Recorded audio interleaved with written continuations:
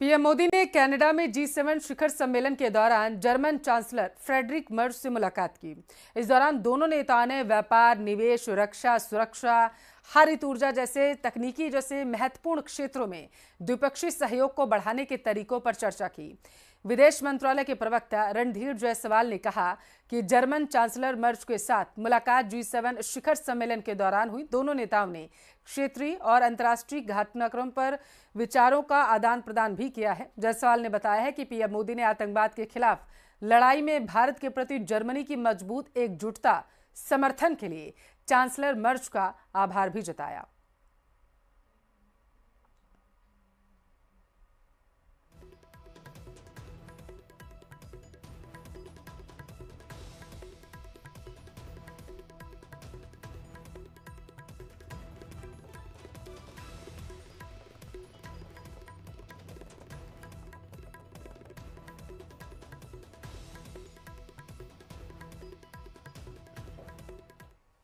Canada में G7 शिखर सम्मेलन से इतर प्रधानमंत्री मोदी ने मैक्सिकन राष्ट्रपति क्लाउडिया शिनबाम के साथ द्विपक्षीय बैठक की और इसके अलावा उन्होंने दक्षिण कोरियाई राष्ट्रपति ली जे मियांग के साथ भी एक अलग से बैठक की। दोनों नेताओं ने व्यापार, प्रौद्योगिकी, ग्रीन हाइड्रोजन, जहाज निर्माण, संस्कृति आदि क्षेत्रों में साझेदारी के माध्यम से सहयोग के नए रास्ते तलाश कर भारत दक्षिण कोरिया विशेष रणनीतिक साझेदारी को गहरा करने की अपनी प्रतिबद्धता की पुष्टि कर दी है। उन्होंने क्षेत्रीय और वैश्विक मुद्दों पर भी चर्चा की है।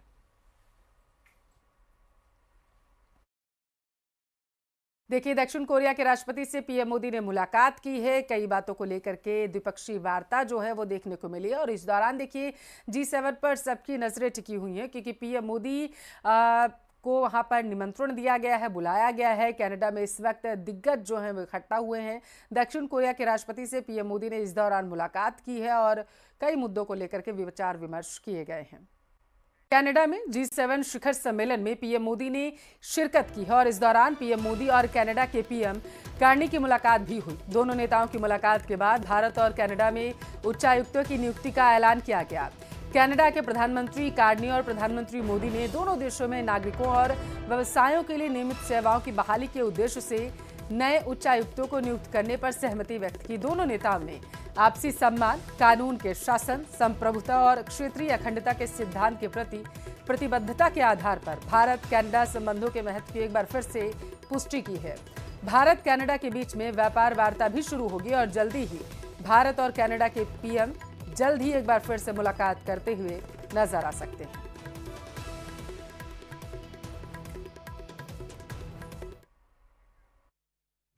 और मेरा भी सौभाग्य है कि मुझे 2015 के बाद फिर से एक बार कनाडा की धरती पर आकर के कनाडा के लोगों के साथ जुड़ने का एक अवसर मिला है। भारत दुनिया की सबसे बड़ा लोकतांत्रिक देश है। पिछले दिनों G20 समिट की अध्यक्षता के रूप में भारत ने विश्व के लिए अनेक उपकारक ऐसे इनिशिएटिव लिए हैं। आज G7 के अंदर G20 में भारत ने जो मजबूत नींव रखी है उसको एक प्रकार से नए स्वरूप में G7 में उसके एग्जीक्यूशन की दिशा में ले जाने में एक बहुत बड़ा अवसर है और भारत इस अवसर का उपयोग ग्लोबल गुड के लिए करने के लिए हमेशा इच्छुक रहा है, आगे भी इच्छुक रहेगा। भारत और कनाडा के संबंध अनेक प्रकार से बहुत ही महत्वपूर्ण है। कनाडा की अनेक कंपनियों का भारत में निवेश है। भारत के लोगों का भी कनाडा की धरती पर बहुत बड़ा निवेश है। लोकतांत्रिक मूल्यों को समर्पित कनाडा और भारत मिलकर के लोकतंत्र को मजबूत करना होगा, मानवता को मजबूत करना होगा, हमारे रिसोर्सेज का ऑप्टिमम यूटिलाइजेशन कर करके मानव जात के कल्याण के काम में कैसे ला सकते हैं उस दिशा में हम प्रयास करते रहेंगे।